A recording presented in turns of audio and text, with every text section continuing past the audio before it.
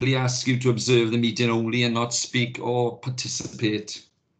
Can I please remind you all to switch your phones to silent for the duration of the meeting? In addition, can I refer you to the protocols for remote meetings which have been previously circulated? Namely, your microphones should be switched to mute unless you are speaking, and the Democratic Services Officer will take a roll call at the start of this meeting of all members and officers. Should you wish to ask a question or make a comment, can you please indicate either by the chat function or by raising your electronic hand on Teams. I will assume that you've all read the paperwork before us today prior to the meeting. And when speaking, also, obviously, please introduce yourself. The first item on the agenda is to do a roll call. I'm Councillor Mike Harvey, the chair, and I'm present. I'm now calling Democratic Services Officer to take the roll call. Is it you, Charlotte, please? Yes, Chair. So if I start with Councillor Saifra Harman. Present. Councillor Sharon Freegard. Present. Councillor Nigel Hunt.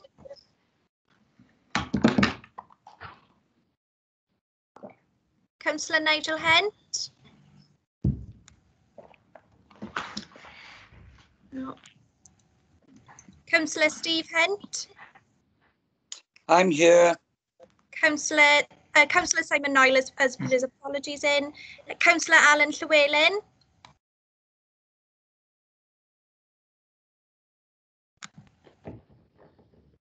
Councillor Llewellyn. No. Chair, I know he had difficulty with his internet earlier, so Yeah. it potentially might be that. Yeah, I think so. Sandra Miller. Councillor Rydian Maisen. Sorry, Chair. Yes, Charlotte, present. Yeah, I've got you as well, Councillor Miller and Councillor Maisen. Councillor Del Morgan. Present all. Councillor Suzanne Paddison. Councillor Paddison. Oh, sorry. Yeah. Councillor Lynette Purcell. Present. Councillor Sheila Penry.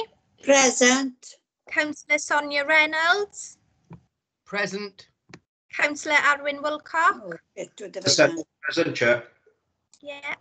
And then Councillor Rob Jones. Yes, here, Charlotte. Councillor Carol Clement Williams. Councillor Clement Williams. No. Councillor Doreen Jones. Present. Councillor Edward Latham. Yeah, Charlotte. Councillor Alan Lockyer.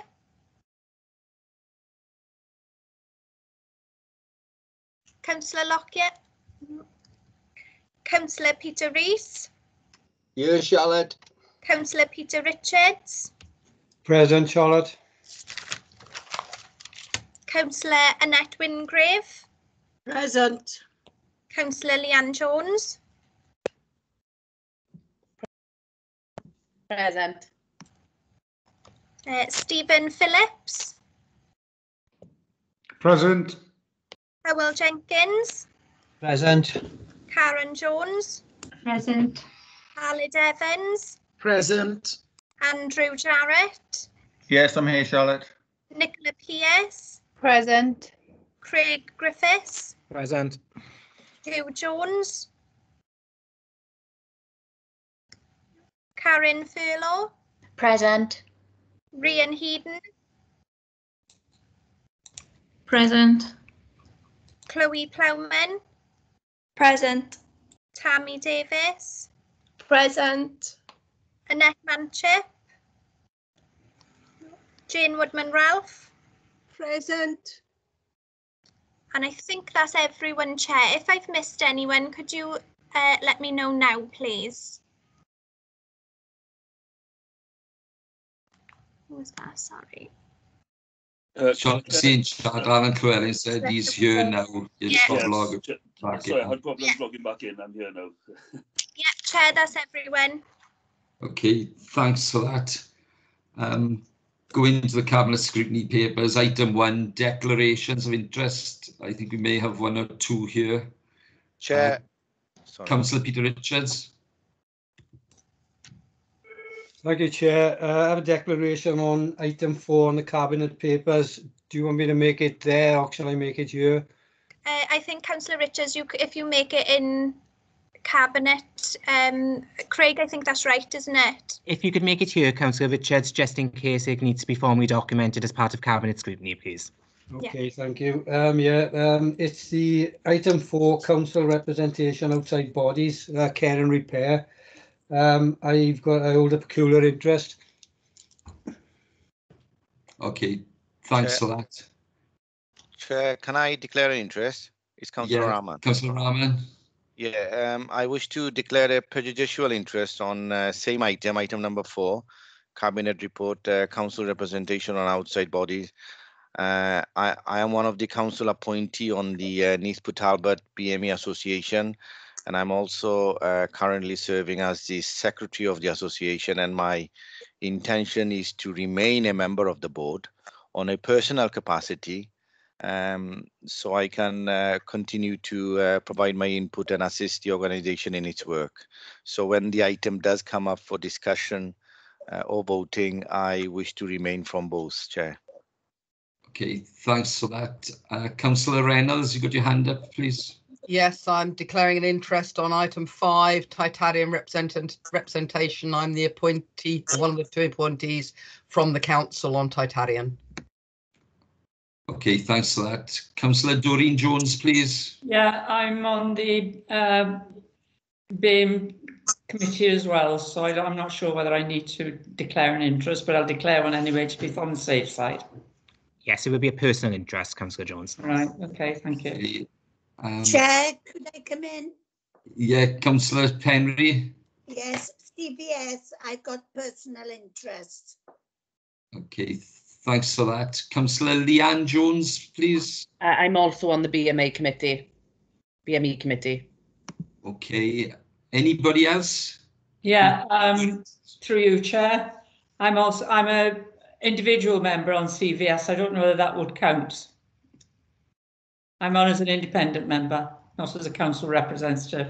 Mr. Griffiths, please. Indeed, Councillor Jones, in that sense, then I would declare a prejudicial interest for that element, so I would step out for that issue when it comes up to the agenda. Okay, thank you. Okay, we'll see if there's anybody else. Anybody else with declarations of interest, please? If you've spoken, can you put your hand down, please? Can I just check with Councillor Leanne Jones's interest? Was it a personal interest? Yeah. Yeah, that's fine, Chair. Okay, I don't see any more declarations of interest. Item 2 is pre-decision scrutiny. Select appropriate items from the Cabinet agenda for pre-decision scrutiny. Cabinet reports enclosed for scrutiny members. So we go to the Cabinet board papers. For the information of the Cabinet, we decided to scrutinise items 3, 4 and 5. So if I go to item 3, the Strategic Quality Plan 2020 to 24. We got a number of questions on this. Before we go to questions, do officers have anything they wish to add, please? No. Okay. We have a few indications in pre-scrutiny. The first question, Councillor Arwyn Wilcock, please. Thank you, Chair. Yeah, it's a point of clarification, really. We were informed in pre-scrutiny, the briefing that we had, that there may be a need to bring this back for members' attention because of some amendments that are going to be made. I'm just wondering, Chair, whether it's going to be coming back to Cabinet scrutiny and then to Council for confirmation, or is that it today? Okay, Mrs. Jones, please, would you answer this?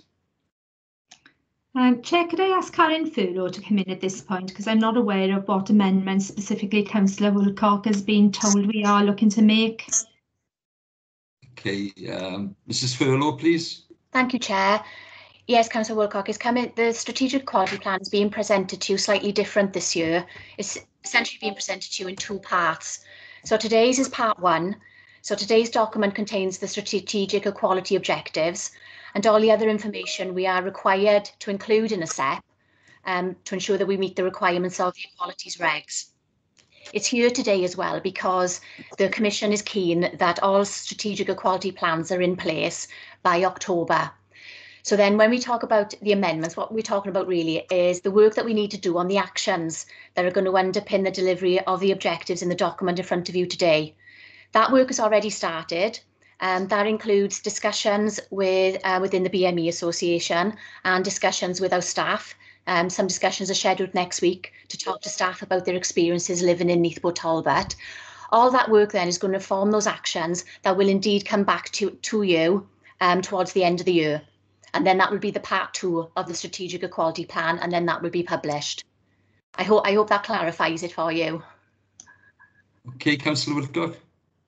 Yeah, I think so, Chad. I think Mrs. Jones wanted to come back in as well, but it means then basically that today's will probably later be approved by Cabinet and it'll go to Council, and then for those changes again that are going to come in due course, they'll come back to Cabinet and again to Council. Is that right? If I may clarify, Chair, what you've been asked to approve today is essentially the equality objectives, which we're comfortable are the objectives that are appropriate for the Council to set. They're only here now because the Equality and Human Rights Commission has put some pressure on councils to agree the objectives at this point in the year. What we're bringing back in December is the action plan for achieving the objectives. So it's not an amendment to what we've got today. It's the detail of how we'll meet those objectives. I don't know whether that clarifies it a bit further, Councillor Wilcock. So what we're asking you to do is to approve the plan in two phases. You're approving the objectives today, and then you'll be approving the detailed action plan later on in the year when we've had an opportunity to revise the original actions that we had put in place in light of what's now happened with COVID and with the Black Lives Matters issues. Okay, Arwyn? Yeah, thank you, Chair. Okay, Leader, did you have your hand up? Yeah, I did. I just posted into the chat if one of the officers can re-invite Cara Clement Williams. She can't join the meeting. She's just texted me, so I'm asking them to resend an invite. Okay, thanks for that. Chair, I believe Councillor Cara Clement Williams is in the meeting now. Okay. I've just got in, thank you. Okay, thanks for that. I got a couple of other notifications. Councillor Susan Paddison, please. Thank you, Chair. Listening to what has just been said, I believe my question is aimed more at the actions. So possibly it would be for the future meeting. It was to do with when people apply for any position in the council, do we apply a number to that application rather than a name, thus getting rid of any ethnic links or gender links or anything like that. So I would just want that to happen going forward. So it's possibly on the second part of the meeting. Okay, thanks for that. Councillor Patel, please. Thank you. Apologies for not being in the pre-briefing. My first question was to do with the actions as well, but I think that's been answered.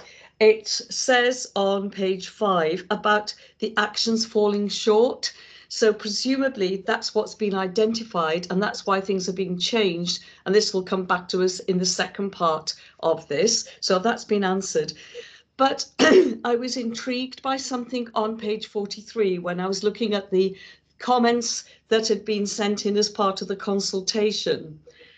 On page 43, somebody has said, as a non-Welsh person living and working in Wales, I already feel discriminated against by Welsh Government policy and practice. Now that's all it says, but I just wondered if the person had given any more details as to specifically what they were concerned about, so that we can bear this in mind going forward. Okay, Mrs. Furlow, please. Sorry, Chair. Sorry for the delay. I was just switching off my mic. Chair, I'm going to check with Rhian. Rhian's on the call today. Rhian analysed the consultation responses. I don't think we had any more detail, but if Rhian can just clarify. Thank you. No, unfortunately, we didn't have any further detail, only what was actually reported in the papers that you have before you. We were concerned as if that is the case, because that isn't what we would expect. We will try and figure out what else we can be doing, and if there are any further information we can glean in future consultation exercises that we carry out. Thank you very much for that. Thanks for that. I don't see any more questions on this, unless anybody else got anything to ask or add. So the recommendations are there on page 8 for Cabinet to consider. Are we happy for those recommendations to go to Cabinet? Is anybody not happy, please? Could you show a hand? Move the recommendation, Chair. Thank you. Could I have a seconder, please? I second, Chair. Everybody for? Yeah, I can see all heads. Anybody against? Show a hand or whatever. No, nobody against. Okay. Those recommendations for item 3 go as they are to Cabinet. Item 4, council representation outside bodies. These are on page 63 to 80. Chair, I'm just leaving the meeting now, okay? Okay, thanks for that, Councillor Rahman. Anybody else wish to leave? Chair, I'm leaving the meeting. Councillor Richards, thank you. And I'm leaving the meeting. Who's that? Doreen? Yeah. Okay, thank you, Councillor Jones. Anybody else? In the chat, Councillor Harvey, Nigel Hunt, I think has a declaration as he is on the Talbot bid board. But I just wanted to check with Craig that I think it's a personal interest. Are you there in your capacity as a council-appointed nominee, Councillor Hunt, or do you sit on it in your private capacity? It's in a private capacity. It would be a prejudicial interest then, so you would need to step out just for this particular item. I step out, yeah? Yep, step out and then you can come back in for the next matter. I'll call you all back in. Okay.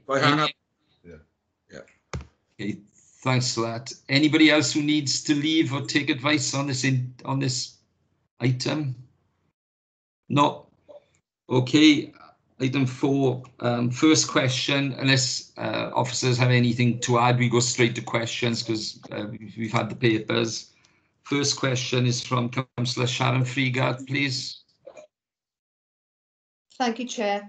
I just wanted to ask, well, firstly, I wanted to ask, have we got LGA advice, the WLGA advice on this? What do they prescribe that we should do?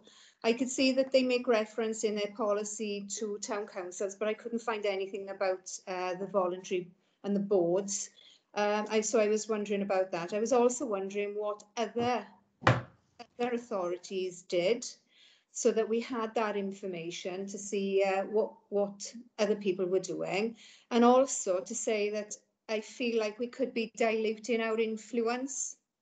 I know that I've approached a number of people that I know sit on boards if I've had a resident with a particular issue and they've been able to signpost me or they've been able to help in different ways. And I just feel that we may be diluting our influence because we can influence even though we have restrictions in other ways. And I just wondered if you could answer those, please. Okay, who's going to take this? Mr. Griffiths or Mrs. Jones? If I can start then in that sense in the first instance, Chair.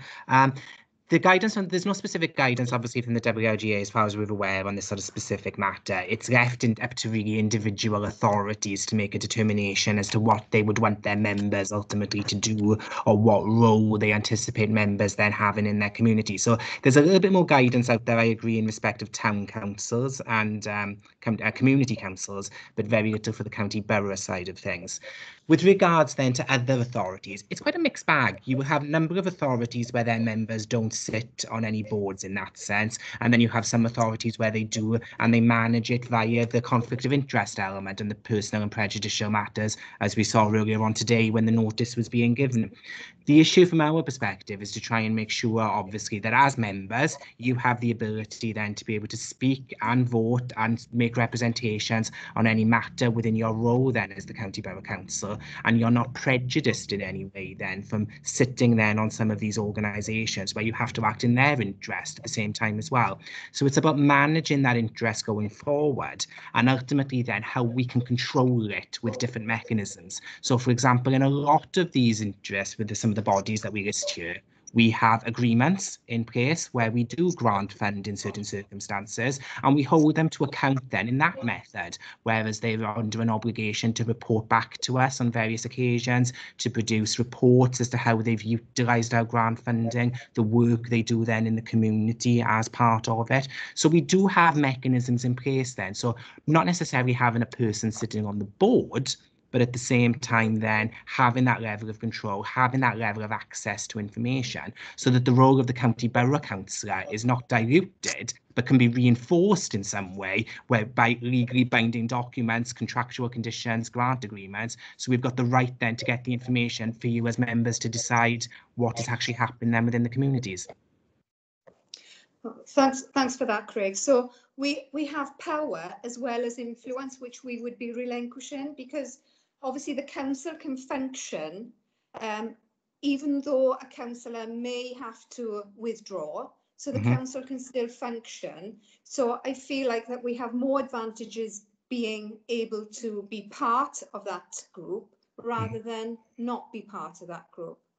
And indeed, I can understand the point you're making. I think what we can look at then in the alternative is if you have a scenario where you have a specific issue which you would usually look to take then to another board member, you could come to an officer within the council and we could exercise then the measures which are available to us under the contractual arrangements, under the grant arrangements, and all our other processes to be able to get the information and hopefully resolve those particular queries as and when they develop.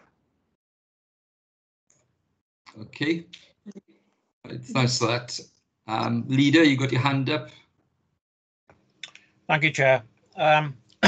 Look, this paper has been brought to for decision today, and there's a couple of things that perhaps we need to clarify, and I'm quite concerned to hear Councillor Freeguard's terminology of a dilution of influence. When councillors are appointed by council to sit on outside bodies, they no longer represent the council. Their interests must solely lie with the bodies that they're actually appointed to. They're not there to try and influence that body. They are there representing that body. And we have found this with Celtic Leisure, that there is a conflict of interest because we part or wholly fund the bodies that are listed within the documentation. That means that we have a dichotomy being the fund provider and then part of the board where councillors sit on these boards actually then decide on their board policy as to where this money goes. So you can't have it both ways. We have been legally told on numerous occasions that whilst we hold two positions on the Celtic Leisure's board, that the conflict is so prejudicial that we do not fill those posts. What we're actually doing is tidying up the process here where we can't be judge and jury on the monies that we're allocating to these organisations and then send representations to overview what we're allocating them. So it is a problem of prejudice, and that's why we are trying to clear up. We shouldn't have any undue influence or diluted influence. We should be there standalone on these bodies, not representing the council, but representing the bodies. And that's why this paper has come today, to clarify and make sure that councillors don't have to step out of council meetings or scrutiny meetings every time one of these boards are mentioned, for the simple reason that if you'd have continued later on, there may not have been anyone left in this meeting to actually make any decisions because of the declarations. That won't happen going forward if this motion is passed by Cabinet. I just wanted to clarify it. Thank you. Lovely, thanks for that, Leader. Councillor Freegar, I can see your hands up. Is that an old hand? Or No, there's an old hand. Thank you, Chair. Okay, thanks. Councillor Purcell, please. Sorry, that's a legacy hand. Okay, doing well here, thank you. Councillor Peter Rees, you got your hand up. Yeah, just for clarification, I didn't think I needed to declare, but on the CVS, I'm an observer. So do I need to declare? I'm not there as a representative of the council or anything. I'm just there as an observer. No, there's no need to declare that, Councillor Rees. Thanks for that. Just clarification. Thanks. Okay, thank you for that. Councillor Alan Llewellyn, please. Yes, thanks, Chair. I mean, I understand the complexities of this whole situation because I mean, I previously served as a council representative of an organisation, and I came off it, you know, largely because of conflicts of interest. But of course, we are increasingly asked to deliver services or do things via third parties, and you know, traditionally we have had representation as a form of reinsurance that the you know, our transfer of assets or our investment or whatever is being safeguarded for the benefit of our communities. Now, you know, it may well be that it's reached the point where it's impossible to square that particular circle. But one of the things I raised in the briefing earlier is whether we could look at actively discussing with the organisations, that particularly those that we fund, that in place of having full board representation nominated by the authority, that we would have observer status, and coincidentally, Councillor Peter Rees just mentioned that now, which is a way possibly of ensuring that the involvement and experience of local members can still be contributed to the organisations without either the organisation or the members being compromised by having conflicts of interest. So I'd like if we're referring this report to Cabinet, I would like Cabinet to consider that point before reaching a final decision on the outcome of it. Okay. Thanks for that, Councillor Llewellyn. Mr. Phillips, Steve Phillips, you just put your hand up. I think it's in response to this, if I'm correct. Yes, thank you, Chair. I think members make valid points, but and I'm drawing a parallel here with my own experience, because as members know, I have sat not on outside bodies as such, but as an appointed director of private companies. I'm no longer members of those boards, but I have to say that I found it increasingly difficult, as did other council officers, to reconcile the conflicting interests. I won't call it a conflict of interest, because we were very careful to observe the law and the parameters of our defined roles. But it was increasingly difficult, and I think particularly when I was engaged with, it wasn't a major problem with the other partners or the substance that we were dealing with, but you know, members will recall I was a member of the board of Coed Darcy Limited. We were the planning authority, etc., and it became increasingly clear to me that the council's interests were not necessarily those of the company all of the time, and that was a difficult path for myself and other officers who were in board positions to tread at times. And members will recall, particularly those who sat on the audit committee, the difficulties that we encountered with the MREC before it was brought in-house. So I'm with Craig and the leader on this, in the sense that I think this model is past its sell-by date. There are other means, as councillors have already commented, of reinforcing the council's relationship with whichever body we're talking about. We have memorandums of understanding, we have annual reporting requirements, and the other issues that Craig was talking about earlier. So I think where I am on all this, even though I'm not talking specifically about outside bodies, these instances have become increasingly problematic for different reasons in different contexts, and I think there's a better way of doing things. Thank you, Chair. Okay, thanks for that. Other ones, Councillor Llewellyn, you still got your hand up. Is that an old hand, please? Sorry, yes, it is. I'll withdraw it. Okay, thanks for that. Councillor Arwyn Wilcock, please. Yeah, thank you, Chair. Yeah, I understand where Chief Executive and the leader is coming from, but I do really believe that there's a degree of disenfranchising this year from outside bodies that we actually fund, and what sort of internal scrutiny of the way that funding is being utilised if we haven't got members sitting on those particular bodies. It's a strange form of logic, you know, Chair, that MPs in Parliament, so long as they declare their interest, they can not only sit in and debate the issue under discussion, but they can vote on it as well. So there's no level playing field there between MPs and local government. And perhaps really the way around this is to look at a change of legislation. That is not for today. Obviously, a decision has to be taken by Cabinet today. But that's the unlevel playing field that we're at. Coming back to one of the points that was made, I think, by the leader about so many declarations of interest, there's a danger of the meeting becoming incorporate because members have to withdraw. Well, I can remember right back at the start of this authority, back in 1995, when we were sitting in shadow at the time, and the former authorities were still running.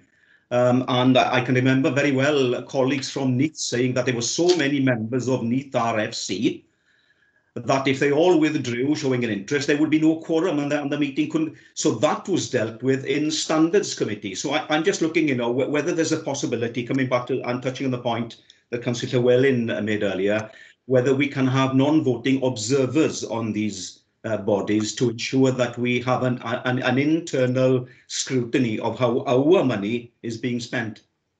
Thank you, Chair. Okay, thanks for that. Mrs. Jones, do you wish to answer this, please? I think, Chair, there's a number of ways in which we can make sure the members continue to have oversight of what's happening in the bodies, particularly these particular set of bodies we're talking about under this item, because as Craig said earlier, we have got grant agreements and contract arrangements in place that enable us to have sight, for example, of business plans, of statements of accounts, and we have monitoring reports as well, Councillor Wilcock, as part of our overall monitoring process. So there would be no reason why we couldn't arrange for members to be given regular reports on what's happening in terms of the council's investment in there. And if there are other opportunities as well for members to be involved in those bodies, I'm sure we can explore that as well. I think what the report today is dealing with is specifically the point about council nominating people to serve as trustees and directors, and the problem that now gives us when people are having to wear, you know, numbers of different hats. So that's specifically what the report is trying to deal with today. The other thing I would say, Chair, as well, is that we have got a compact arrangement with the voluntary sector more generally, and there's scope there within those partnership arrangements to look at how the council works with those bodies. And there's no intent here, just to give an assurance, to step away from those partnerships with those organisations. This report is purely to deal with the conflict of interest issue. Right, thanks for that. We've got a few more hands up to speak. Councillor Reynolds, please. Just wanting to agree with the observer status. I've seen it work very well on third sector boards, both from officers observing and council members, but also to clarify that the interest runs both ways, and I've found myself in positions where I have to step out of a third sector meeting because I've got a conflict with being a councillor. So, you know, it's not an easy role to fulfil, and it doesn't always help the organisation. Okay, Thanks for that. Councillor Paddison, please. Oh, thank you, Chair. I feel that it becomes such a complex issue for us as members and officers. What on earth is it like for members of the public to understand? And I think that this may give clarity to members of the public that when a councillor is working in the council, they are working for the council and not for anybody else, because after all, that's what they elected us to do, to work for the council on their behalf. So I do think that, you know, if observer status is offered, it should be perhaps taken up as a way of knowing what's going on. But I think that this will actually help members not to be like split personalities and to only represent the council at all times. So I'm a little bit more clear now because of the answers that have been given. So thank you very much. Okay, thanks for that. I got indication from Councillor Karen Clement-Williams, please. Thanks, Chair. As somebody who did sit on an outside body, I did find an obligation to sit on it because the leader asked me to. It was an awful lot of work, and I very often thought to myself, I'm sitting here now, but I'm not sitting here really on behalf of the council. My input is for the board I'm sitting on. But this doesn't stop councillors sitting on boards if it's a personal capacity. So there is still that option to be on the board of something if you're passionate about it. But to be put there by the council to represent that organisation, even if it's against the council, doesn't make much sense to me. But as long as there's always that get out clause where if you're passionate about something and you want to join, then you can. But then you have to be very careful with the conflicts of interest, etc. So you can still join a body. Thank you, Chair.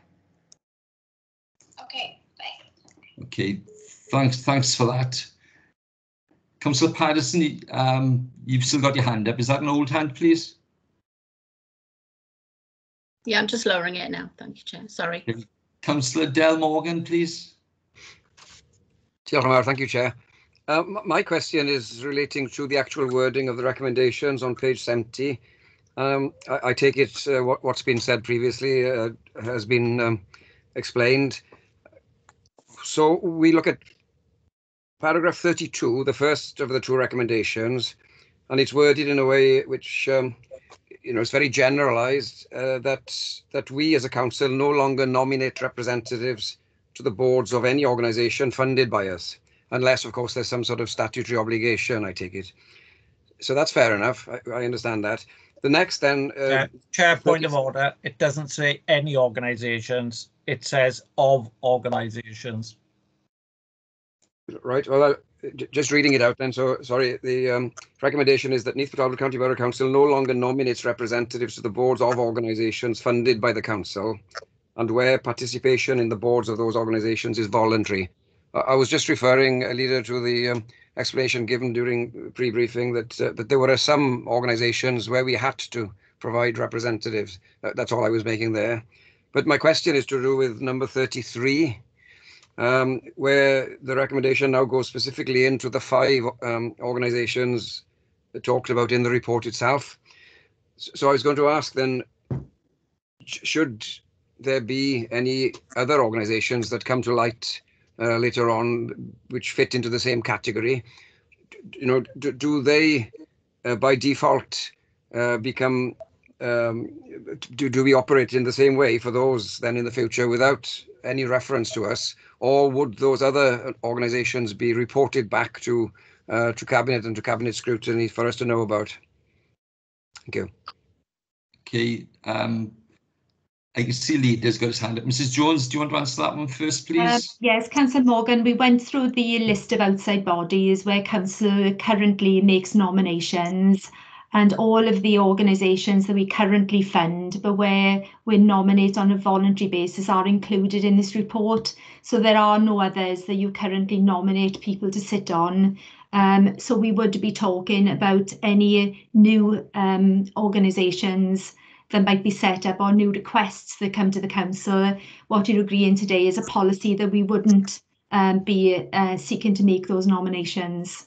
I don't know if that clarifies the point. Thank you. Yes, well, the question was actually whether we would be told about any such future, potential ones, because you can ask it the other way around. We may already have representatives on bodies, but then they would request funding from us at some future time. So I'm just putting it the other way as well. Okay, I think the question has been answered. Leader, you got your hand up? Yeah. The recommendation at 33, which Councillor Morgan just referred to, specifically refers to the organisations that are contained within the report. That's all this report is actually concerned with at this moment in time. If something comes to light subsequently, well, it's not captured in the catch-all because the organisations are nominated within paragraph 33 of the recommendations, and they would be notified accordingly. And Councillor Morgan is right. The fact that there are other organisations out there, for example, the Community Health Council, etc., where we have a legal obligation to provide outside representation. So we're only talking about the 5 organisations that are listed within the report and are part and parcel to the recommendation at paragraph 33. Just to allay any fears, it's only those organisations. Okay, Councillor Morgan. Yes, thank you. There we are. Thank you. Okay, thanks for that. Any other questions on this item, please? No. Councillor Alan Llewellyn, you mentioned about the having observers on the committees. And other people, if they want to comment, are we happy with the explanations given as to how we're going to hold the committees to account, if you like, in the future, or to answer any issues? Well, Chair, thanks for bringing me back in. I don't think happy is the word, is it? I don't think anyone's particularly happy with this sort of situation, but I would like, in this referring the recommendation, the report to Cabinet, for Cabinet to give further consideration to exploring, I accept the point that Councillor Rob Jones makes, that the report refers to specific organisations. So perhaps we can start with these specific organisations, but I think the principle applies more generally, doesn't it? That we discuss with these organisations in relinquishing mandatory council representation on their boards, that we discuss with them the possibility of relevant members being observers, being non-executive observers, or whatever the term might be. Okay. Do you wish to put that forward as an amendment? Yes, I'd be happy to do that. I mean, I think it would receive, hopefully quite a lot of support. We've discussed it in pre-briefing and now, and I think it would have to be explored with the organisations. But yes, I'd like to put that forward as an amendment. Okay, I'm just checking, see if there's any. Councillor Peter Rees, you got your hand up? Yeah, thank you, Chair. That precedent has already been set because I was a nominee on the CVS and I came off it because of conflict of interest and became an observer. So the precedent is already set. It was done in the last administration. Yeah, and that's great, Chair. I think that because we're changing our relationship with the organisations that are listed in the report, that, as part of our recommendation to Cabinet as a scrutiny meeting, we should recommend that an agreement with the organisations to accept observer status from nominated members should be part of the changed agreement. Okay. Leader, you got your hand up?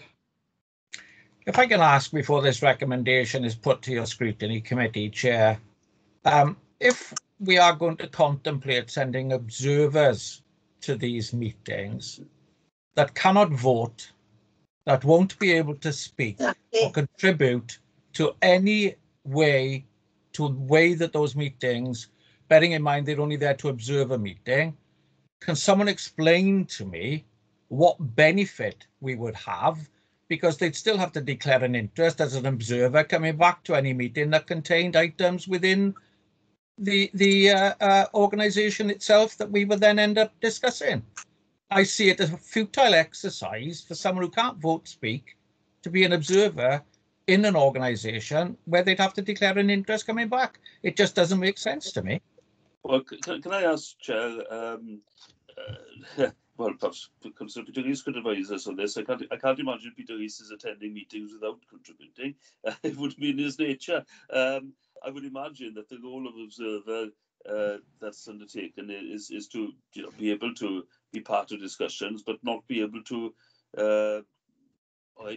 formally vote, and presumably if there are particular issues that are discussed in private sessions, possibly being excluded from those. But I'd be happy to hear of Councillor Peter Rees's experience in that respect on the CVS. Yeah. Well, I take Councillor Clement's point of view. I wanted to remain because I felt, passionate about that organisation. Yeah.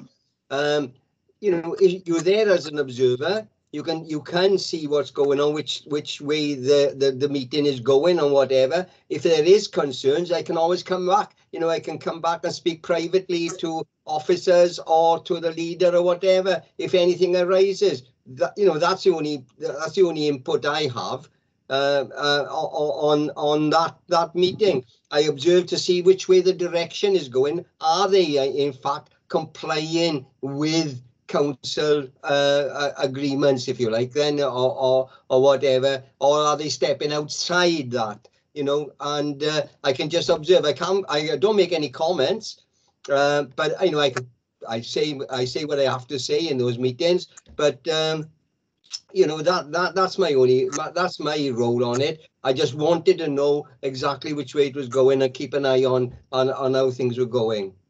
Can I just clarify, Chair? I don't want this to drag on for. No, I don't want you to drag on either. But thank you. Confused. I'm just coming back in on the basis of what the leader said, and then the council leader said, and then what Councillor Peter Rees said. Now, and I'm open to any correction or whatever. But Councillor Rees has just said that he says what he has to say in those meetings. Therefore, I understand that he participates in the meetings to a certain extent, even though he doesn't have a vote. Can I have clarification on this? I mean, perhaps my understanding of a role of observer is wrong. I don't know. I observe. If I'm asked by the chair, have you got an opinion or whatever, then it's a personal opinion. It's not a council opinion. It's my own personal opinion. But, generally, I just sit there and observe to what's going on. Right. Okay. Well, I would say, Chair, that we should still ask Cabinet before they make a final determination on this to consider the role of observers. Now, okay, accept the point. I heard what the council leader said, so the Cabinet may not take the suggestion on board. But obviously, as a member of the Cabinet, Councillor Peter Rees has found some value in being part of an organisation in an observer setting. I can't imagine that Councillor Peter Rees doesn't say anything during meetings. It wouldn't be in his nature. So, I will leave it at that I think we should ask the Cabinet to consider further the potential role of observers in these meetings where we are, in these organisations where we are likely, to be withdrawing of a formal representation. Okay. And in fact, Councillor Sonia Reynolds mentioned earlier the value of observers, so perhaps we could benefit from, her view or experience of the role of observers. Right, thanks for that. I see Councillor Reynolds. I got two hands up, and then we'll go to Charlotte. Councillor Reynolds, please. Yes.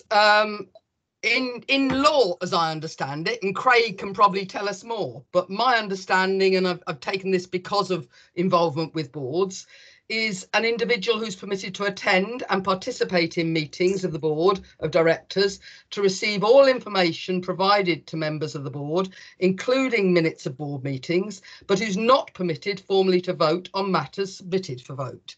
And if they are appointed by the council, the difference is they would be there on behalf of the council, not as a board, as a member of that board, and therefore having to participate as a board. It's a very different role. Okay, thanks for that. Councillor Paddison, please. Thank you, Chair. Quite quickly. The recommendation is to withdraw the possibility of voluntarily sending someone. Now, all we have to do is just not send anybody. If people want to then be an observer, surely they can do that in their own personal capacity. Yeah. Yeah, okay. Councillor Llewellyn, I'm not coming back to you. I think you had a fair say today. And I'm looking who else has got their hands up. I think it's just a Charlotte then, please. Yes, Chair.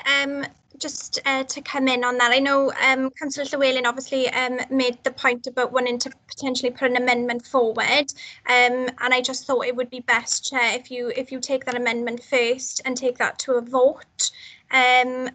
Just to check as well that what I've got is for Cabinet to ask officers to investigate the possibility of observers being appointed to boards of organisations where we have withdrawn representatives from the board referenced that reference in the recommendation. So just to check if members were happy with that wording, and then Chair, if you took that to a vote as an amendment on behalf of Councillor Llewellyn. Yeah, Councillor Llewellyn, you happy with that amendment? Sorry, I unmuted myself by mistake. I muted myself by mistake. Yeah.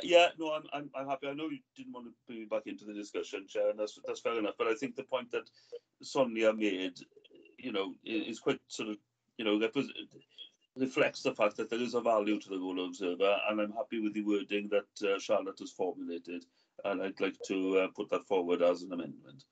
Okay, Charlotte, with this, obviously members of the Scrutiny Committee have heard that being put on the end of the recommendations. Could I have a proposer for the amendment, please?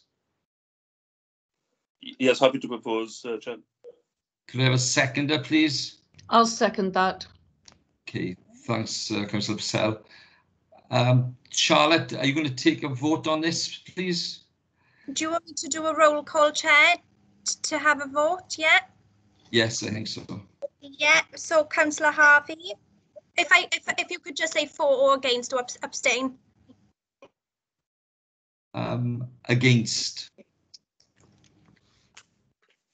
Councillor Cypher Harmon. Yeah, for this item. Yeah, Yes, sorry, apologies because they've left. Councillor Sharon Freegard. Against. Councillor Nigel Hunt has left. Councillor Steve Hunt. For. Councillor Alan Llewellyn. For. Councillor Sandra Miller. Against. Councillor Rydian Maisen. Against. Councillor Del Morgan. For the amendment. Councillor Susan Paddison. Against. Councillor Lynette Purcell. For. Councillor Sheila Penry. Against. Councillor Sonia Reynolds. Against. Councillor Arwyn Wilcock. Against. Let me just add those up, Chair. Thank you.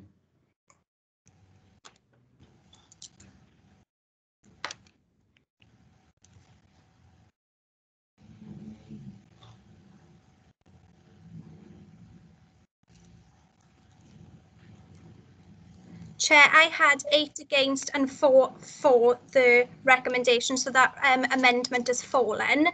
So I think now you should go to the original recommendation. Yeah, that's fine. Okay, the original recommendations are on page 70. It says there under 32, the recommendation of Cabinet is recommended Neath Talbot County Borough Council no longer nominate representatives for the boards and organisations funded by the council, and where participation in the boards of those organisations is voluntary. I say, could I have a proposer for that, please? I move, Chair. Thank you, Councillor Wilcox. Seconder, please. I second. Okay, Charlotte, do you want to take a vote on this as well, please? Yeah, I'll take a vote on this as well. So Councillor Harvey. Yeah, 4. Councillor Syfe is obviously out of the meeting. Councillor Sharon Freegard. 4. Councillor Nigel Hunt has left the meeting. Councillor Steve Hunt. 4. Councillor Alan Llewellyn. Yeah, sorry. Yes, as the amendment has failed, I think this needs to go through, unfortunately. Councillor Sandra Miller. 4. Councillor Rydian Maisen. 4. Councillor Del Morgan. Yeah, obliged. 4. Councillor Suzanne Patterson. 4. Councillor Lynette Purcell. 4. Councillor Sheila Penry. 4. Councillor Sonia Reynolds. 4. Councillor Alwyn Wilcock. 4.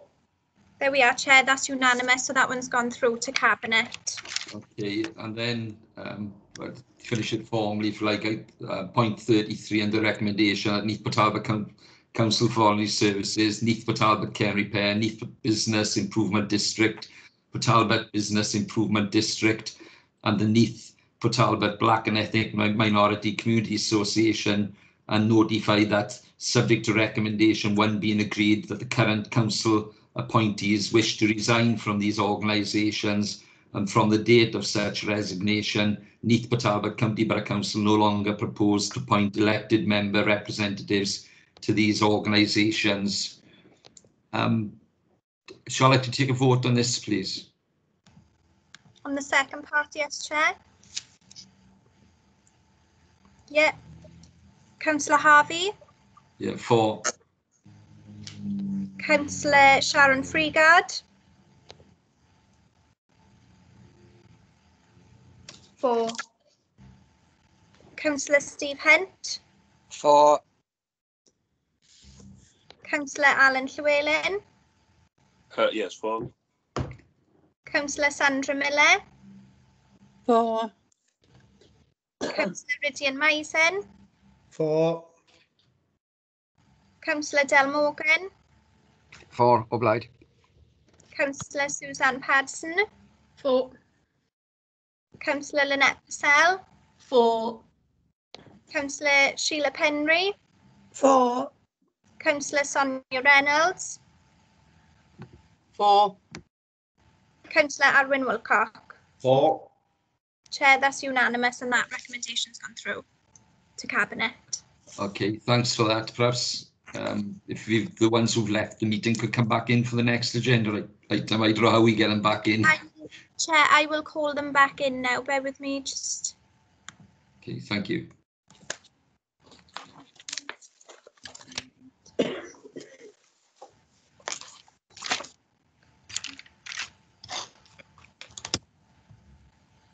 Let me just see if they've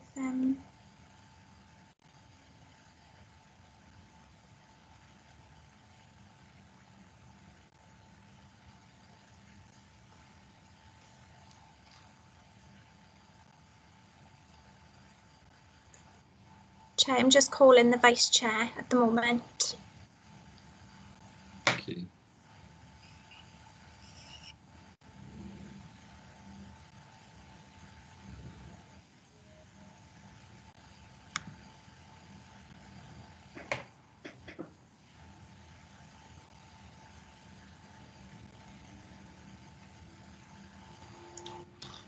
Charlotte, Peter Richards has gone into the cabinet meeting, not the scrutiny meeting. I can see him as a participant within this meeting. So I 2 seconds. So I'm not sure whether Councillor Richards in here now because he is a participant.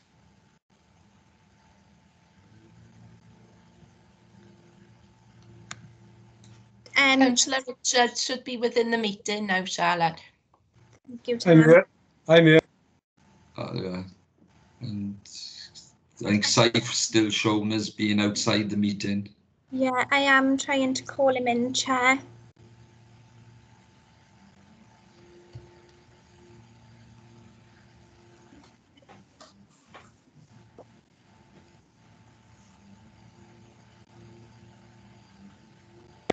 Chair, I don't know whether you're happy to continue without him in the meeting. Yeah, I think to make progress, I think as long as everybody else is happy, we'll carry on. Plus, okay, then item 5 is Titarian representation changes. Unless anybody got anything, any officers got anything to add, we'll go straight to questions. First, we got Councillor Alan Llewellyn, please. Yes, Chair. I'll try and keep it brief because we had a similar area in the previous meeting. But I think that firstly, as I said at the time, I disagree with the Welsh Government designation of RSLs, registered social landlords, as private sector. I understand that this originates with the UK government and it's to do with revenue and customs definitions, but so it's not our decision. But this is very different from the ethos that was promised to tenants at the time of the transfer ballot. Now, the report refers to Titarian being on the same basis as other RSLs, such as Pobl and Coastal, but of course the key difference was Neath Talbot Council transferring a huge capital asset in order to establish MPT housing at the time, which then became Titarian. I don't disagree in view of the previous discussion with withdrawing council representatives given the conflict of interest issues. But I do want assurances. I mean, this is a huge, in comparison with any of the other organisations we discussed earlier this afternoon, this is a huge strategic organisation in our area. And I would like assurances about how robust the other arrangements are to hold Titarian to account if we don't have board members appointed, ensure that the needs of our communities are being met. And then the second question that I forwarded in advance before today's meeting is can we have a comparison with accountability arrangements for stock transfer mutual associations in other local authority areas? Depending on the answer to that particular question, I would probably like to put forward, I will put forward the same amendment, really.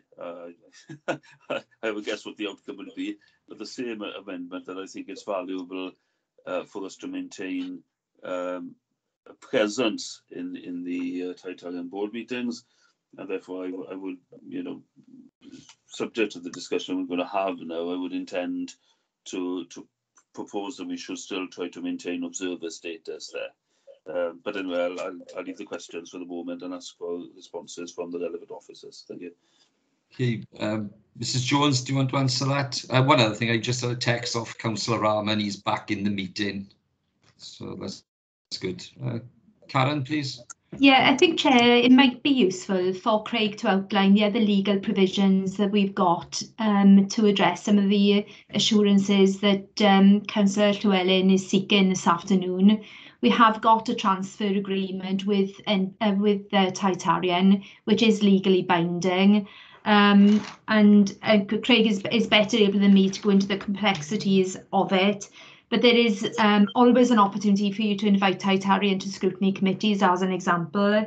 But the transfer agreement does provide for dispute resolution right the way through to court action if the council wasn't satisfied that the organisation wasn't meeting the legal obligations that are contained within that transfer agreement.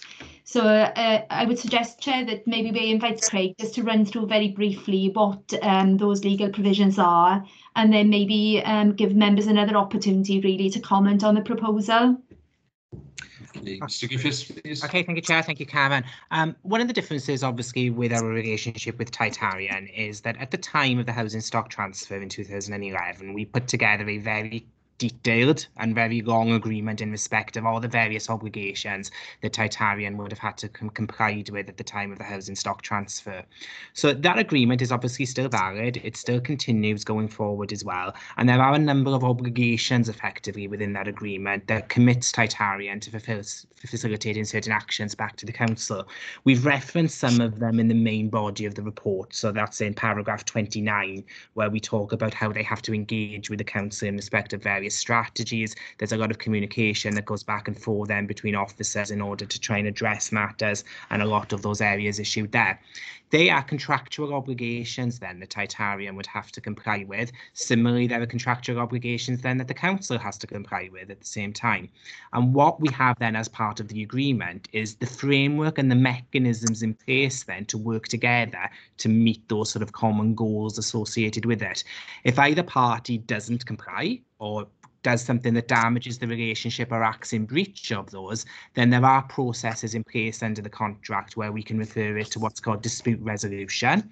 So that could be mediation, arbitration, or ways to informally try to resolve matters. If we can't informally resolve matters, both parties then have the threat of various bits of court action that could ultimately be achieved. Hopefully it never gets to that stage, and we always work in the spirit of sort of partnership and cooperation to achieve that.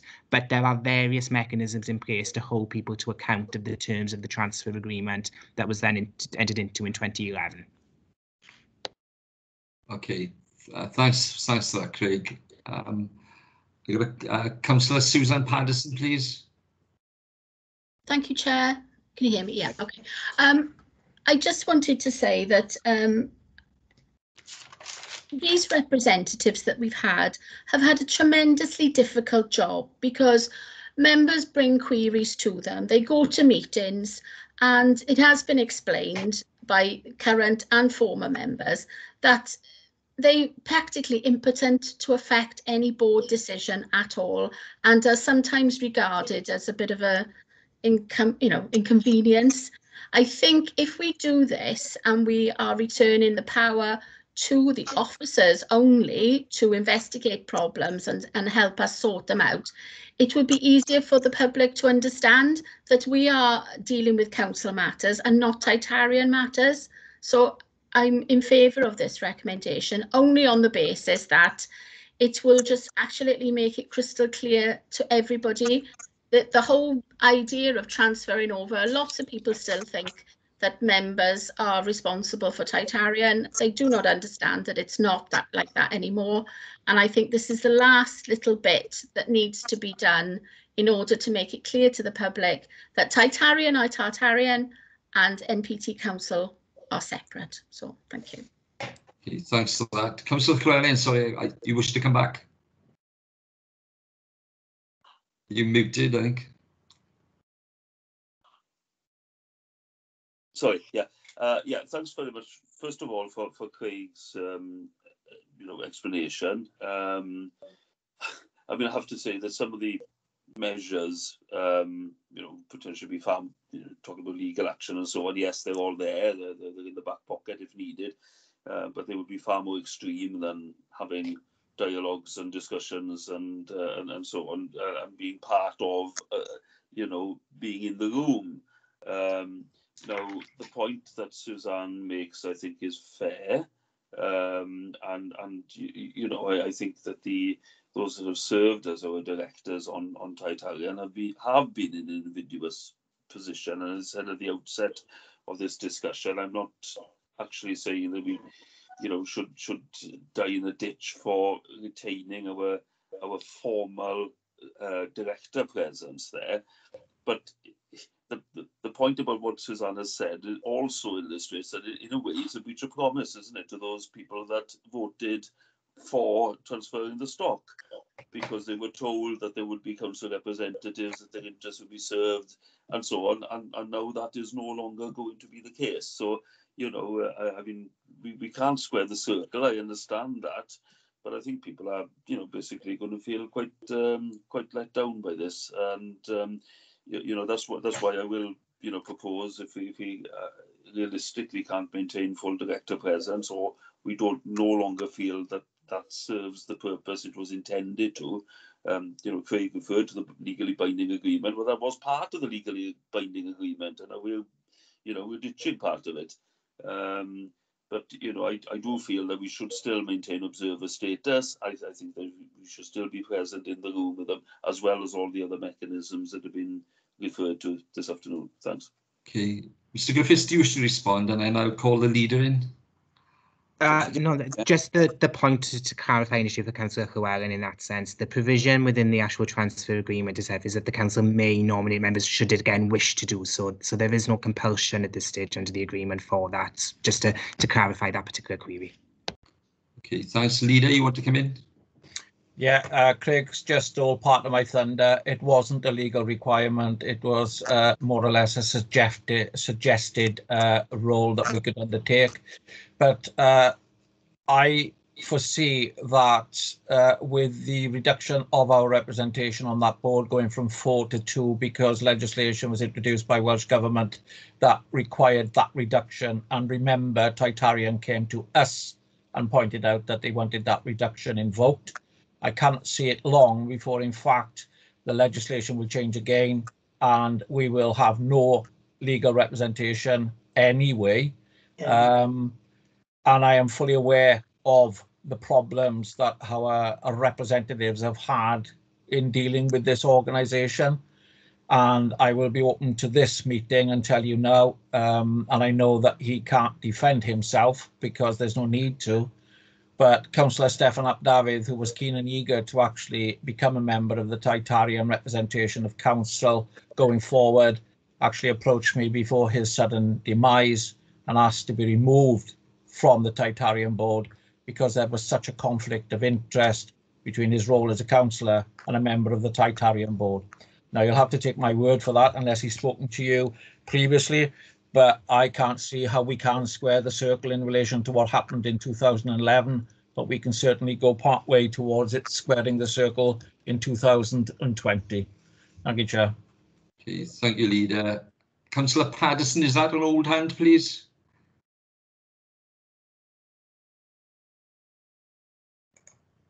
Yeah, I've lowered it now. Sorry, Chair. Okay, thank you. Councillor Purcell, please. What about me, Chair?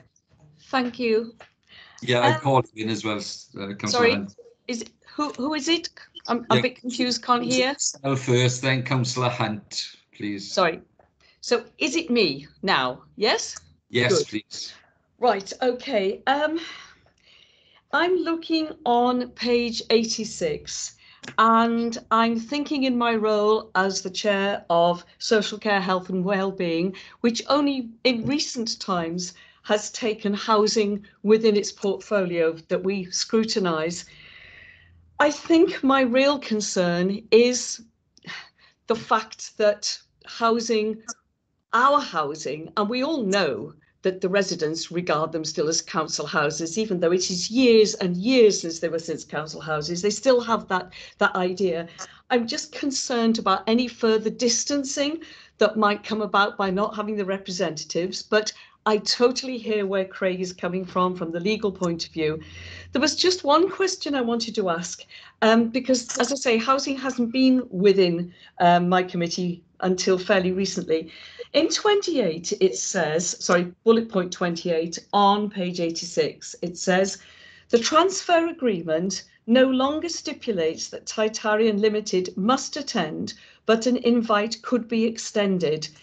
So has this been the case from the beginning that whichever committee it was looking at housing, could invite them to attend, but couldn't compel them, or has this changed? Chair, if I can come in then on that. Thank you, Mr. Under the Neath. terms of the transfer agreement, there was an obligation on Titarian to attend any scrutiny meetings that the council would hold for 6 years from the date of transfer. The 6 years obviously now expired in 2017, so there's no longer any compulsion on them to attend any scrutiny meeting, but nevertheless, the offers can still be extended. Can I come back on that, Chair? Yeah, briefly. Yes. Right. I'm just concerned. I'm concerned about Titarian working with us. I've come out at 1 o'clock. Was it 1 o'clock? It becomes a blur. Yes, at 1 o'clock I had the meeting, as Peter knows, how concerned we are about homelessness and issues like that. If we think that Titarian are going to be coming to our scrutiny meetings and having open and frank discussions with us, then I would be less worried about this lack of representation. But I suppose it's just a case of time will tell. But I do have concerns. Thank you for the explanation anyway. Okay, thanks for that. Mr. Phillips, Chief Exec, you got your hand up, please. Yes, thank you, Chair. Just a couple of quick points from me, really. I well aware, of course, that the original stock transfer divided opinion on the council and elsewhere. However, I think it's important, and I'm using my own inbox as a guide here. In the early days, immediately after the stock transfer, there were a lot of problems that were being brought by constituents to members and members to officers and officers to Titarian about individual problems. And it was undoubtedly a problem, a big problem at the time. However, my perception is that, and to be fair to Titarian and NPT Homes as was, those issues are now much improved. I'm not saying it's perfect, but that position is much improved. And the point is that it is that sort of mechanism between officers, members on the one hand and Titarian on the other that I think is the appropriate mechanism for dealing with the problems that councillors are talking about this afternoon. With the greatest of respect, it's no criticism of any board members, councillors who've been on Titarian's board, past or present, but that did not prove to be an effective mechanism, in my judgment, our board membership for dealing with those sorts of issues. The second point is the one that Councillor Purcell has just raised, really. We retained, notwithstanding the stock transfer, statutory responsibilities for things like homelessness. That has become a big issue, as members will be aware, since the pandemic hit us, and will continue to be a big issue. And I won't go into the details now, but you know that we're setting up a housing forum which involves Titarian and the other RSLs. So, and I think my final point is that it is the case that I think the council itself has been hollowed out in terms of expertise on housing, but things have moved on. It's nearly a decade now since the stock transfer.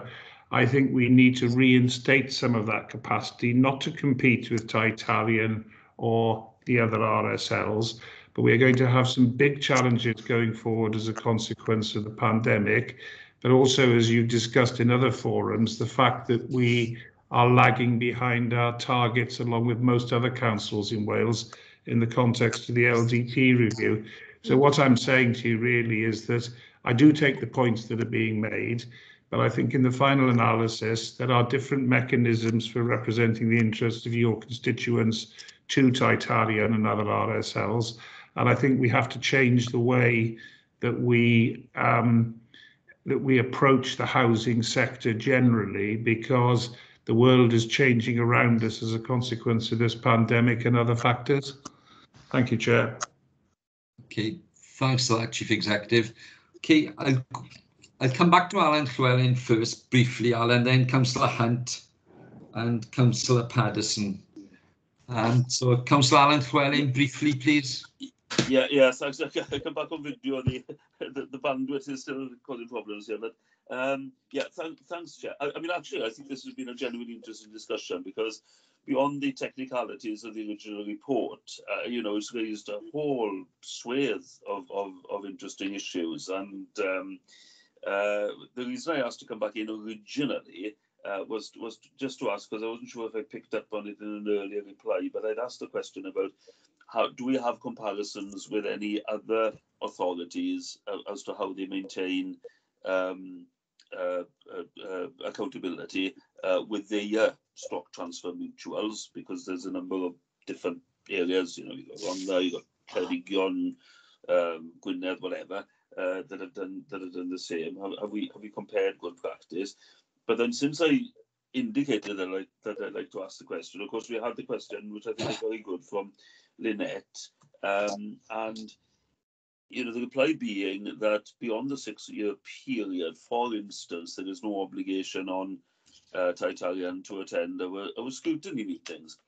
Now that of course further weakened, you know, I guess that you know, that point was always there, but 6 years must have seemed a long time at the time when the agreement was signed, but we've actually reached that 6 years now, and of course it means that the legal agreement that Craig referred to as part of the reassurance about how we've evolved with the future direction of Titalian has been further weakened. Now, I was interested in the point that Steve Phillips made about okay, perhaps we need to look again at not just in relation to Titalian but the other ourselves as well, about you know, how we as the local authority have that strategic involvement in the future of social housing vis-a-vis other forms of housing as part of our LDP and so on. You know, it's a huge issue. It's not narrowly what's in the report that's before us this afternoon, but you know, it really has opened up the discussion. But anyway, I will come back to the point that in the meantime, while we you know, obviously have to work up those bigger issues, I still think that it is important for us to be in a room with Titalian, and I, you know, similar to the amendment I proposed earlier, I think at this stage, yes, we should retain observer status, because I think that we need to be in there, you know, as part of that discussion, even if we don't have that formal voting capacity that we previously had. So I would like to, you know, similar to the amendment proposed earlier in item 4, I'd like to propose the same amendment again, but specifically in relation to Titalian. Thank you. Okay, fine. I'll come back to you at the end. Okay, for the amendment. So next, I got Councillor Steve Hunt, please. Thank you, Chair. I've been very patient today. I take on board, I'm glad I've been patient because a lot of my questions have been answered. I thank Craig Griffiths and Steve Phillips and the leader, really. The transfer agreement is the tool that they are discussing to use as to make Titalian accountable. I won't change my opinion as from 2011, and the old saying is we are where we are today. However, I think it'll be proven as one of the worst decisions Neath and Talbot Council has ever made. No, I'm entitled to say that. It's in relationship to the report, so I wouldn't like you to point of order, Chair. Yeah.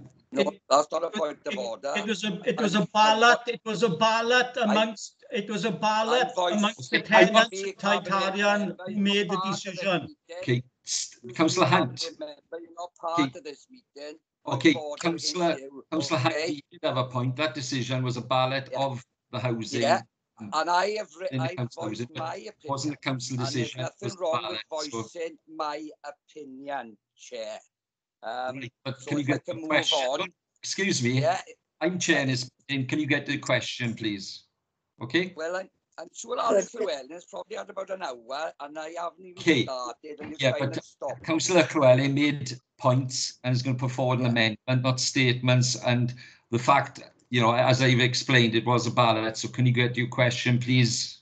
I will get to my question, Chair, and it's about accountability. Right. As members will know as well, freedom of information requests against associations or mutuals like this do not apply. There's one point I'm raising that about accountability.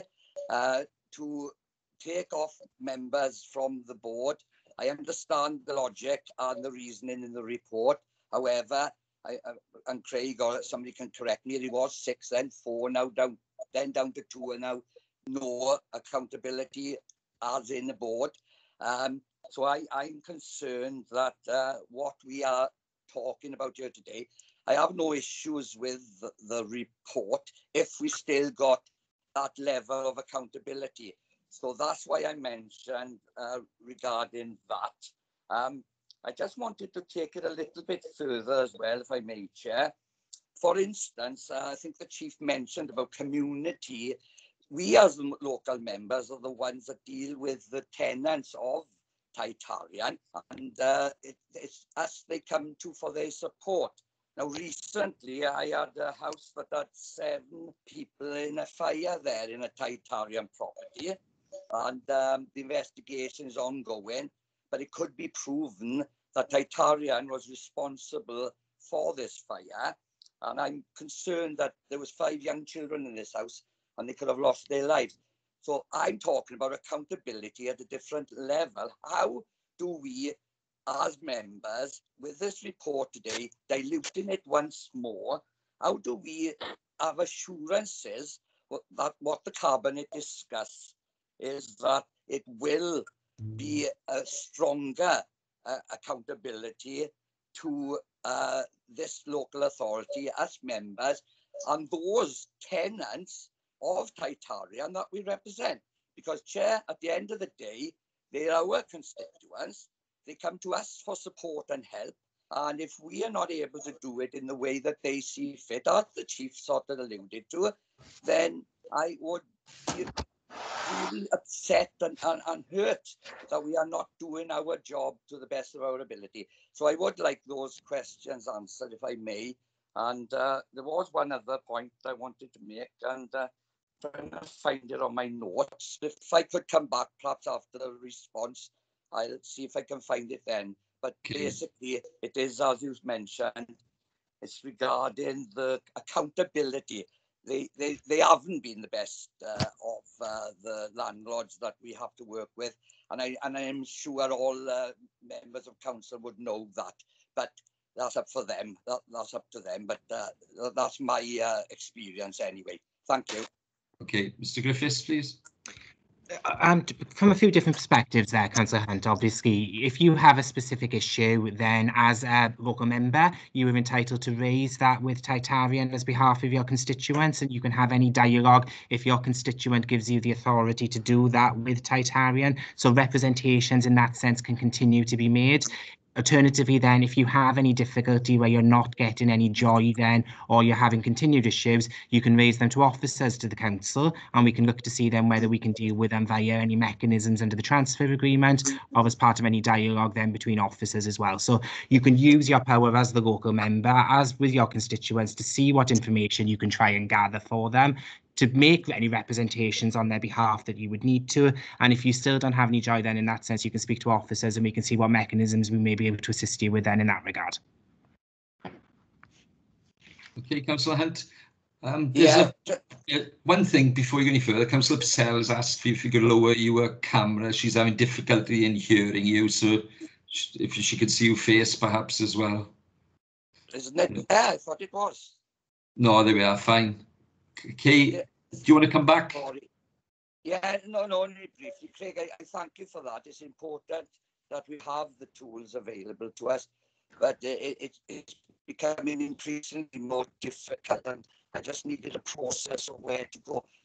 And that's why I'm saying in this paper, we're diluting, we're moving away. They are a private association in reality, and it's just wondered where this is all going to end for the tenants, of course, the people we represent and our constituents. That's all, Chair. Thank you. Thanks for that. I got 3 more indications, and then we'll go on to the recommendations. First one is Councillor Karen Clement Williams, please. Like you always get my name wrong. It's Carol. Okay. I think we're losing sight of the fact, and it has been mentioned, that when we sit on the board, and I am an ex-member of the board, and I only left when I became a cabinet member, but we are not holding Titarian to account as in we are not there to represent the council. We are there to represent Titarian. As for accountability, there are a number of residents on that board, residents of Titarian housing, who are very capable, who have, and I know them, they are very capable, they have a vast range of knowledge, and they do speak up for themselves. We do have a way of contacting Titarian. We've got the members' details for the email address and the phone call. And I think that we would be outnumbered in a board meeting anyway by officers and the residents. So there's not a lot to sway that way. And as I say, you know, those residents are very knowledgeable and they are not afraid to stick up for themselves. I also would like to thank Titarian for reaching out to us during lockdown to discuss with us some of the issues that our residents are having and being very open, honest and frank with us. So this is not about breaking off a relationship with Titarian. It's about looking for new and different ways to do that. And I found that as a board member, it is a conflict of interest, and sometimes I sat there wondering what I'm here for, because I'm supposed to be sticking up for Titarian more than the council. So it's a bit of a minefield, I know, but you know, there are ways and means. Thank you, Chair. Okay, thanks for those points. I've got Councillor Susan Patterson, please. Thank you, Chair. Just quickly, it's been portrayed that the members on the board are Titarian. If we were not to have them, we would be losing a lot. I would like to know, with no disrespect to any personal member, what they have actually been able to achieve on those boards that they couldn't achieve elsewhere. It just sounds as if we are getting rid of something very vital and important, but to be honest with you, the numbers of representatives who have asked to come off it, why would they do that if being there was giving them a great deal of influence? I do think that now is the time to cut the strings. That Titarian is an entity in its own right, and we do have other methods of bringing them to account, other than having members of the council in very difficult circumstances in meetings where they're seen as the enemy, even if they're not. So thank you. Okay, thanks for that. And then I've got Councillor Sonia Reynolds, please. Thank you, Chair. I just wanted to say that no matter, as one of the current representatives on Titarian, it isn't easy to get your points across. You are just 2 out of 12. You do have a different status as a councillor because of the fact that councillors cannot be members of Titarian, as in members of the cooperative overall. We can be board members. We are probably the only board members who are not members of the organisation and therefore have no personal vote. And the conflicts, you know, work both ways. It's just extremely difficult. But in addition to that, I will say that Titarian has an absolute desire to get on well with the council. There has been a change in the housing market. There are really good reasons for Titarian to want to get on well with the council and all other housing associations in that case, and that there are different ways to do that. And I can't see them turning down a request to come to discuss things with a scrutiny committee, as long as that is done in a civil manner, as it normally is. Okay, thanks for that. I got Councillor Annette Wingrave and then the leader, and then we'll go to the recommendations. Councillor Wingrave, please. Thank you, Chair. Right, just to add that when I first became a cabinet member, I was put on the board of Titarian, and like Stefan and others probably, I found it a huge commitment for very little return. It was tying my hands in all aspects because housing came under my portfolio. So I had a word with the leader and I came off there. But I have to say, in all fairness, I have a good relationship with Titarian, and usually I ask them quite nicely if I can have something, and I'll be honest with you, I usually get what I ask for. So, you know, they do try their best to work with us. Sometimes they can't, obviously, but I believe they do try and work with us, and I think we should build on that reputation, that you know, that friendly attitude with them. I think that does work. Okay, yeah, thanks for those points. And lastly, the leader, please. Yeah, thank you, Chair. When I took over as leader of this authority, we were in one meeting where I referred to Titarian as the love child of the council. And I think it is still applicable today. We don't really know what to do with Titarian. It's an organisation that we either struggle with or we love. And I think there's more that struggle with it than love it. We don't have any issues with our other major RSLs in our area, coastal or pubble. We don't have any issues in relation to contact, representing our communities and the interests of those that use the facilities provided by Titarian, Coastal, Pubble, and a number of other small organisations. And in the big scheme of things, Titarian, whilst maybe the biggest RSL in our county borough, isn't the biggest RSL in our region. That in fact falls to Coastal. They've almost got twice the amount of properties that Titarian have, and yet we don't seem to have any of the issues raised with them. And I think perhaps we are blinded by the fact that they were our properties, and in 2011 we transferred them over. To come back to Lynette's point in relation to her scrutiny committee, there was an argument to transfer housing to regen scrutiny for the development with the LDP, and by mutual consent it was transferred back into your committee because it fell under housing, because the responsibility for housing, Lynette, still remained with the Director of Social Services, and therefore by mutual consent it came back into your portfolio, so to speak. So that's the reason why when you took over it wasn't there.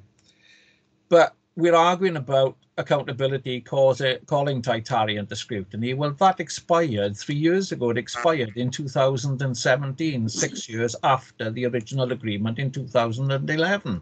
Yes. So we're arguing here about something that's at least 3 years old and no longer applicable.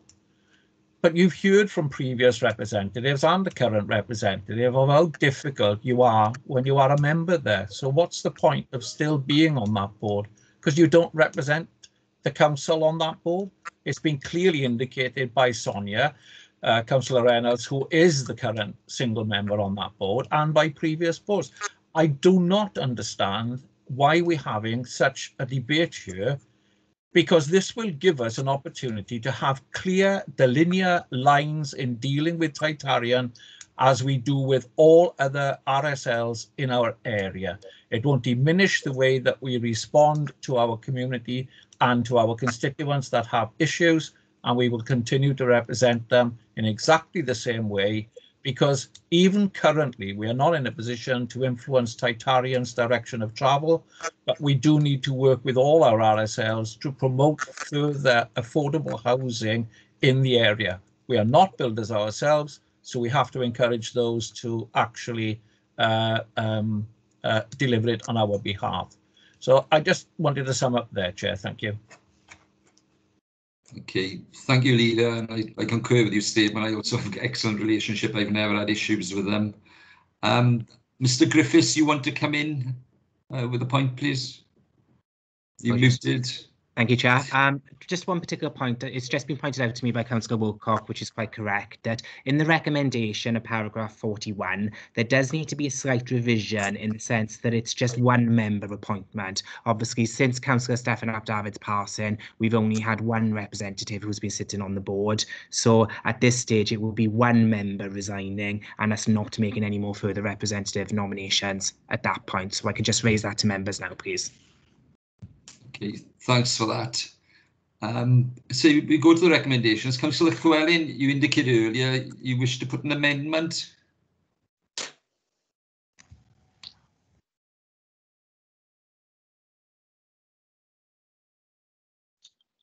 Councillor Llewellyn?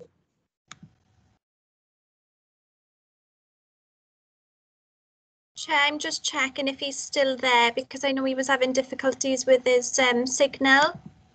Yeah. Sorry, Chair. Yeah, sorry. There we are. Good. I do apologise. I was posting something in chat and I couldn't get back to the main room, so I couldn't speak. I do apologise. Yes, what I would like to put forward as an amendment is similar to what I put forward in the previous item, which is that when this recommendation goes to Cabinet for their consideration, that Cabinet should consider appointing, or that Cabinet should request Titalian to accept council observers in place of formal board members. Okay. So Charlotte, do I have a seconder for Councillor Llewellyn's amendment, please? Yes, I will. Okay. So we've seen that amendment with Craig's change from the 2 members. Do you want to take a vote on Councillor Llewellyn's amendment, Charlotte, please?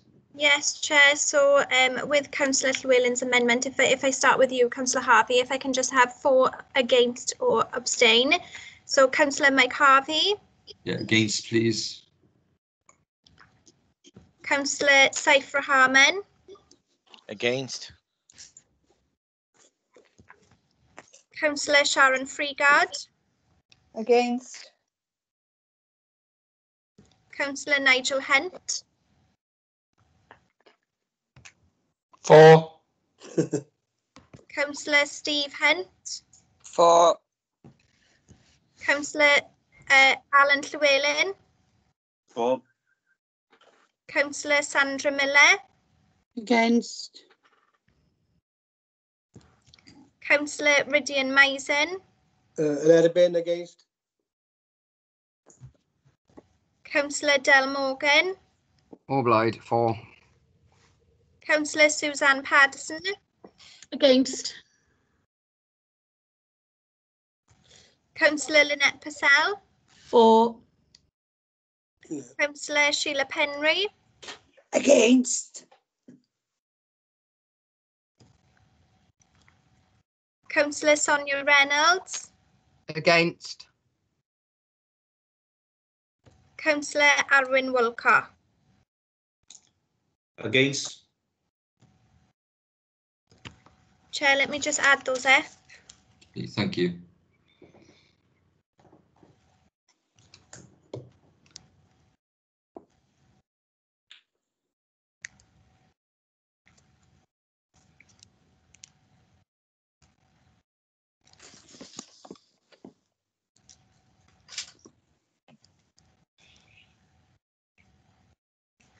Chair, I have 9 against and 5 for. So that amendment has fallen.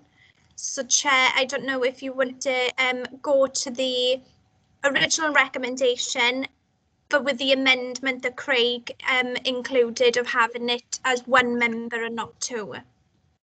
Yeah, that's fine. So I'll go to the original recommendation. Can I come in before you go to that change of the recommendation? Certainly. We do have 2 member appointments on the Titarian board, and therefore I actually think that the amendment wouldn't fit what the recommendation is saying. We have 2 positions on that board. We may only currently have 1 representative, but we have 2 member appointments for that board. Now, unfortunately, because we've only got 1 representation, I think that that is right, because if you change that to 1 representation, we will still then have another representation on the board. So I think as it stands, the recommendation is correct, 2 member appointment, even though we may only have 1 representative at this time. And if we don't take that 2-member appointment out, it's the wording of the recommendation that's giving me cause for concern. We can't take it down to 1 because we have 2 positions on that board. Yes. The leader is absolutely correct. So we either say we remove the 2 allocated member appointments, and I think that word allocated is the pivotal word, even though we've only got 1 current representative, and I would bow to Craig here for guidance on that pivotal word of allocated. So it would read then that it's 2 allocated member appointments, and I will bow to Craig with his legal knowledge, Chair. Yeah, I think I would be happy with that, Chair. I think if one of the scrutiny members can put forward then the potential suggestion that it's recommended that Neath Talbot County Borough Council notify Titarian Limited that its allocated member appointments wish to resign from the voluntary board, that gives us the generic authority then for both elements, whether it's 1 or 2 going forward, whatever we need to do. So I would suggest that the recommendation be that it's allocated member appointments wish to resign instead of giving a specific number here. Okay, I would happily propose that. Okay, before we go there, Mr. Chris, with Councillor Llewellyn's amendments being defeated, does that have to be put again because we've changed the wording of this? It does need to be put again to members, but what I would suggest, Chair, to save you having to do a roll call, if members are happy just using our general process, if anyone has any abstentions or wishes to abstain from that particular element, then they could raise that issue now. But if all members are happy, you can just go straight then to the final recommendation to put to Cabinet. Okay, could I ask if members are happy with what we just discussed, please? Or anybody show a hand if they're not happy? There's no hands gone up. Is that the correct way, Mr. Griffiths, please? It is indeed, Chair. Yes, I would just put it now to the normal vote. Fine, and therefore we'll go to the normal vote. Sonia, you're going to propose the amendment, I think. I'm happy to propose that it's the 2 allocated places in place of what's written. Okay, can I have a seconder for that, please? Chair, I second the proposal. Anybody against that proposal?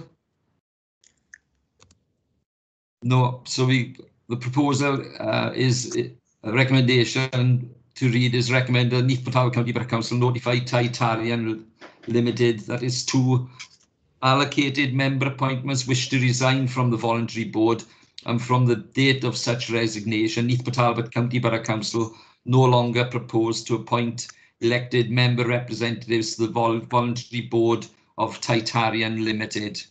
Sorry, Charlotte, you got your hand up? Yes, sorry, Chair. If I can just get clarity on this, because the suggestion that we had from Craig was that allocated would replace the word 2. So I just wanted to get clarity on that because you've said 2 allocated member appointments. So I just wanted to ensure what we were putting forward to Cabinet. Craig, Mr. Griffiths, please. Indeed, Chair, it would be allocated member appointments. Sorry, take out the 2. So, sorry, allocated member appointments, that's to read. So it is recommended that Neath Talbot County Borough Council notify Titarian Limited that its allocated member appointments wish to resign from the voluntary board, and from the date of such resignation, Neath Talbot County Borough Council no longer propose to appoint elected member representatives to the voluntary board of Titarian Limited. Could I have a proposer for that, please? I propose, Chair. Could I have a seconder, please? I second. Charlotte, could you take a vote, please? Yes. Do you want to take a full vote, is it, Chair? Or do you? Yes, please. Yeah. Yeah. So if I start with yourself, Councillor Harvey. Yeah, 4. Councillor Saifra Harman. 4. Councillor Sharon Freegard. 4. Councillor Nigel Hunt. Councillor Nigel Hunt. 4. Councillor Steve Hunt. 4. Councillor Alan Llewellyn. 4, obliged. Councillor Sandra Miller. 4. Councillor Rydian Maisen. 4. Councillor Del Morgan, Yes, so obliged. 4. Councillor Suzanne Padson, 4. Councillor Lynette Purcell, 4. Councillor Sheila Penry, 4. Councillor Sonia Reynolds, 4. Councillor Alwyn Wilcock. 4. Yes, Chair, that's unanimous. So Okay. that amendment's gone through. Thanks for that. And there's no other items to be scrutinised there. And go back to cabinet scrutiny papers, item 3 urgent items. We have none, Chair. None. So that concludes this meeting. So thanks all for attending and enjoy the rest of today. Thank you. Bye.